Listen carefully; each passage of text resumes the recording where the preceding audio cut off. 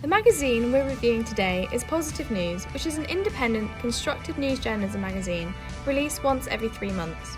You can purchase the magazine for £7 both on the newsstands or via subscription.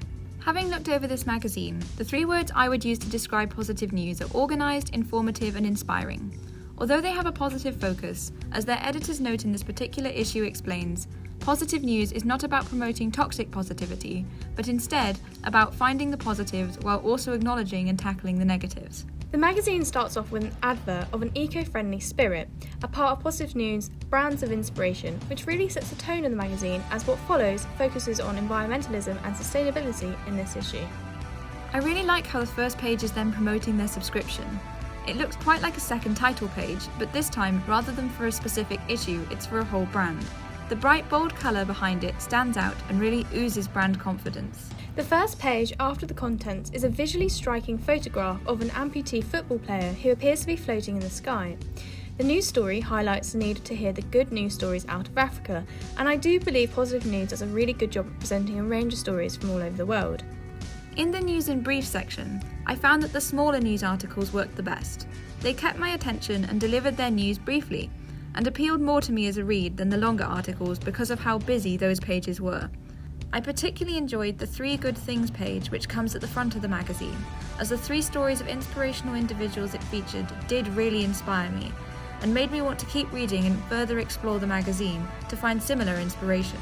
From sustainability to social progress and innovations to literature, I think the magazine has really nailed the art of news in brief every time, and their design is always very clean, despite how many words are on a page. I particularly enjoyed these 3 stories centred around sexuality and gender. The fact that the UK's first sex shop for people with cancer has launched, that Lego is to remove gender bias from its toys, and the fact that Superman has come out as bisexual, as I've not read this in mainstream media. And then, following this, Positive News has a double-page spread of infographics which contains important and positive figures, which makes a really good digestible pause before the features. The features in Positive News are very varied. The cover feature focuses on 5 men taking action and speaking up about violence against women. Then another focuses on reintroducing elements of risk into kids' playgrounds.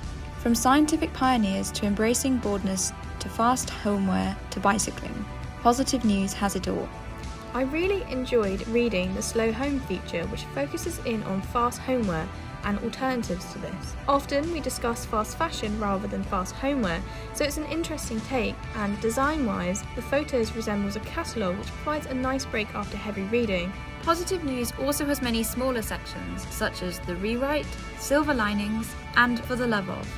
This issue's For the Love of section focused on maps, and I really enjoyed the way this article celebrated the topic in question by portraying its author's love for maps succinctly but with a lot of personality.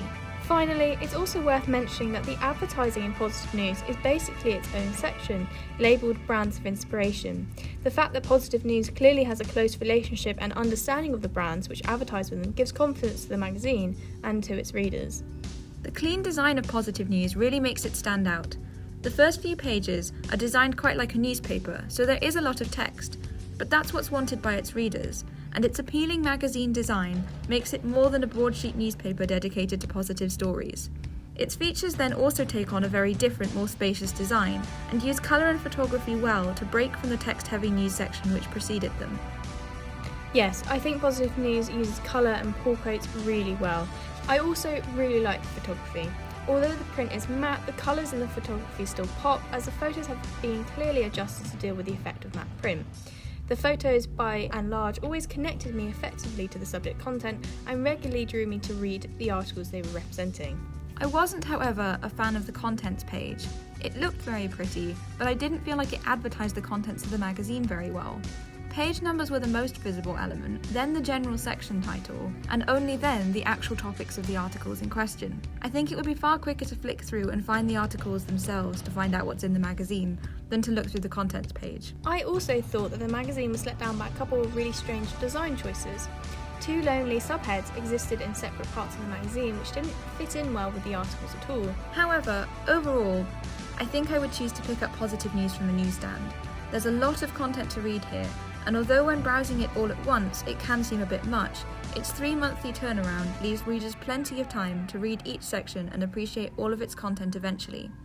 Yes, and in terms of price, I think £7 might be seen as expensive, but when you consider it's not a weekly nor a monthly, and the amount of content, it's good value for money, and its target demographic, professionals who want to read about the good in the world, would definitely be willing to pay for that. So, have we been uplifted by the uplifting Current Affairs magazine? I think the answer's yes.